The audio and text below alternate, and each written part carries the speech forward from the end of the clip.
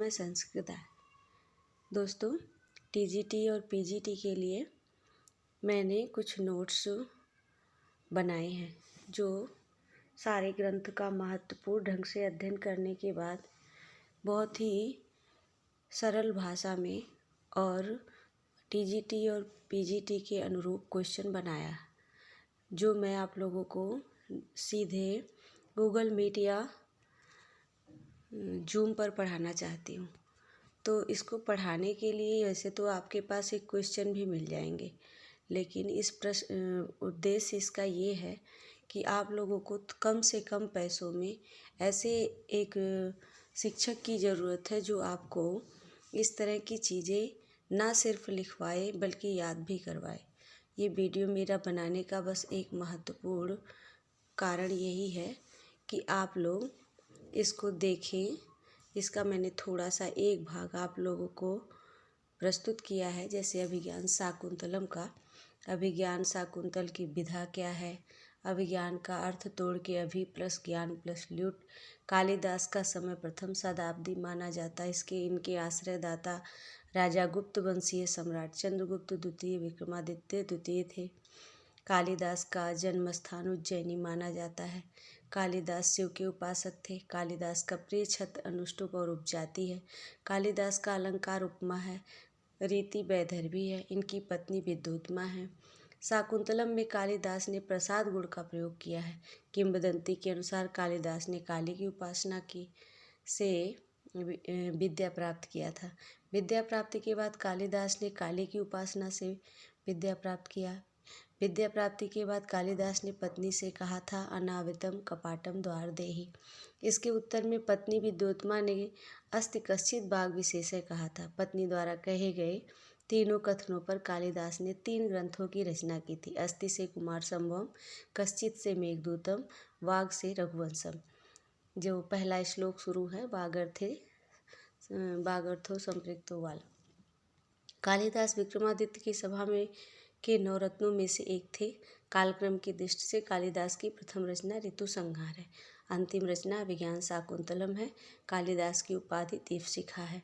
कवकुल गुरु, रघुकार्य, कविता, कामिनी, विलास, उपमा सम्राट, ये सब इनकी उपाधियां हैं। तो दोस्तों, इस प्रकार के एक एक ग्रंथ से जो आपके सिलेबस के अनुसार एक एक ग्रंथों का आपको पूरा नोट्स पढ़ाया जाएगा, साथ के साथ सुना भी जाएगा।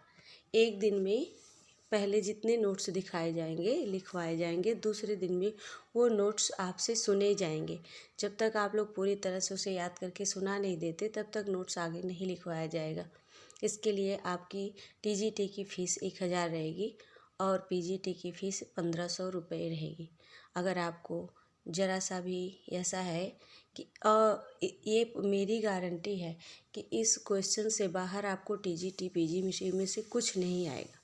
10-5 क्वेश्चन को नहीं कहा जा सकता, लेकिन बाकी सारे क्वेश्चन इसी नोट्स में से आपको मिल जाएंगे, जो ना कि आपको सिर्फ नोट्स कराया जाएगा बल्कि आपको याद भी कराया जाएगा। अगर आप लोग इसमें इंटरेस्ट लेते हैं या आप लोगों को लगता है कि फिर से हमें बच्चों की तरह क्लास में पढ़ना है, तो आप मेरे इस नंबर पर फ़ोन करके मुझसे एडमिशन ले सकते हैं और पहले आपकी फ़ीस जमा हो जाएगी। फिर अगर 10 बच्चे हो जाते हैं तो मैं आपकी क्लास नई शुरू करूँगी, क्योंकि मेरे पास पुराने बैच हैं जिनके 2-3 ग्रंथ पूरे हो चुके हैं। तो अगर टीजीटी आप लेना चाहते हैं तो आपको 1000 रुपये फ़ीस देनी होगी, 1000 टीजीटी के लिए।